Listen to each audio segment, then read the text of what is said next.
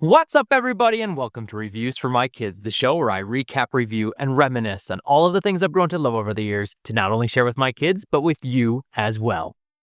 Kids, today we're diving into another episode of Doug, a classic tale of how a small insecurity can spiral out of control and how sometimes all you need is a fresh perspective. Let's get into it. Hit it. That's me. Self-confidence, big noses, and photo day drama. Let's break down the episode of Doug's Big Nose.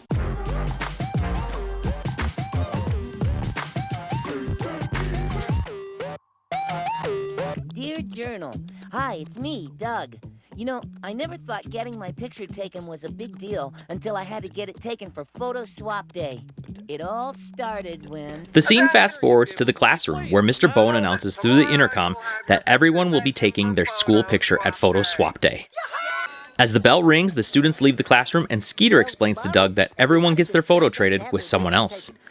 As Doug imagines Patty swapping her photos to him, he goes with Skeeter to pick up his 3-year-old brother, Dale, from Ding Dong Daycare. When Dale comes out, Skeeter introduces him to Doug. Dale greets him, but he says, "Hiya, big nose," which causes Doug to lose his self-confidence in regards to his nose. That's when it hit me for the first time. Doug starts becoming insecure of his big nose. When Roger shows up, he mocks him and tells Doug to get 2 pictures taken, one for him and one for his nose. Doug becomes upset because he was the last to know that his nose was big and that he probably had one his entire life. Theta is pushing a baby carriage down the sidewalk when a group of women look down on Doug as an infant, saying how adorable he is. Theta uncovers the blanket around him, and the women run away after finding out that the infant's nose is as big as the rest of him. Doug tries to contrive ways to make his nose more inconspicuous and wears a suit, glasses, and plastic ears. He shows up late to Mrs. Wingo's class as she is teaching primary variables. As Mrs. Wingo continues to teach, Doug compares the math problems to how big his nose would grow as he ages, thinking, if A equals how big his nose is now, and B represents his nose annual rate of growth, then it would be his nose that would get to college first. So Doug asks to be excused and heads to the restroom. Looking at his own reflection, he wonders if maybe he's making too big of a deal out of it. Roger comes out and mocks Doug's disguise. He convinces Doug not to get his picture taken, as it might elicit embarrassment due to how big his nose is. Doug swaps his photo to Patty, and Patty looks at it, only to get poked in the face by the growing nose that emerges from the photo. During photo swap day, Skeeter had just taken his picture, and as Patty and BB sit with them during lunch, BB asks Patty how her picture came out, to which the latter responds, "Who knows?" Doug, trying to hide his prominent nose in front of them, becomes convinced that Patty and BB are mocking him already, and BB also adds that the girl in front of her was very nosy. Patty also adds that people should keep their big noses out of other people's business. Doug leaves the table and refuses to get his picture taken. Skeeter tells Doug that it's the rules to get your picture taken unless you got sick. So, Doug goes to the nurse after painting yellow spots on his face and fakes being sick to avoid taking his photo, telling the nurse he has turkey pox. But the nurse doesn't buy this, telling Doug that he's the 4th kid that day to make up that story. So Doug says instead, he has the kangaroo flu, which also provides to be futile. When Doug's story about having an allergic reaction to beets is also equally implausible, he gives up in making any excuse and decides to just take his picture. Mr. Bowen later announces that the students with their last name beginning with F should take their photos immediately. Are you afraid? Get your Patty comes around and lets Doug know that she heard Roger teasing him of his nose and tells him that his nose gives him character, making him one of a kind. This causes Doug to regain his self-confidence, and he proudly goes to get his picture taken. When everyone gets their photos back, Doug looks at his and swaps to Patty, who also swaps her picture to Doug. Excuse me? This is for you. Wait, Doug. Huh? Here. What? For me?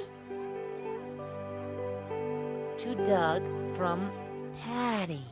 Skeeter brings Dale along and tells Doug that he can't swap pictures with anyone due to Dale eating his photos. Doug reminds Dale about the name he gave him, and the toddler bites him on the nose. Doug is later seen writing his latest event in his journal in his room, wearing a bandage around his nose. While Well, thanking Patty a and lot. Dale, Doug After later all, adds that his Patty nose is saved me all from the my character big he nose. needs for Thanks now. to her, I know to Dale, I think it's probably all the character I need for now.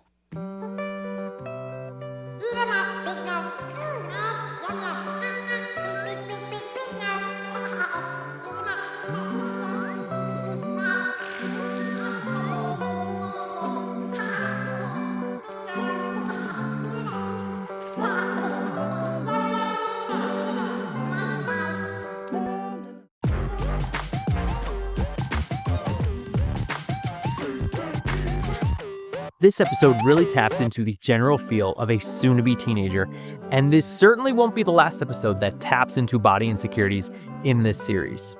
Becoming aware and conscious of one's body is a super awkward thing that everyone goes through. Body image is an incredibly challenging thing to not only accept, but appreciate so not to spiral out of control mentally and physically. This episode really paints an accurate picture of the consistent worry that kids have once they become aware of an insecurity, such as like a pimple. But it also shows that the hardest part is learning to accept your insecurities and realizing that you're not alone in what you're going through.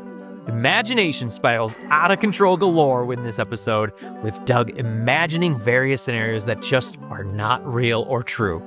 But at this age in life, you become hyper-focused on yourself and your self-image. It only boils down to one thing for Doug and for many of us at that age, is to just fit in and be accepted.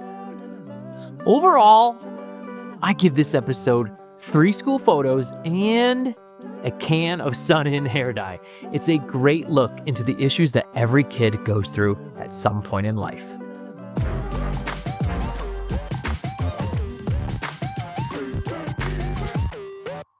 Now, kids, without a doubt, in today's day, insecurities are amplified due to social media's presence in our everyday lives.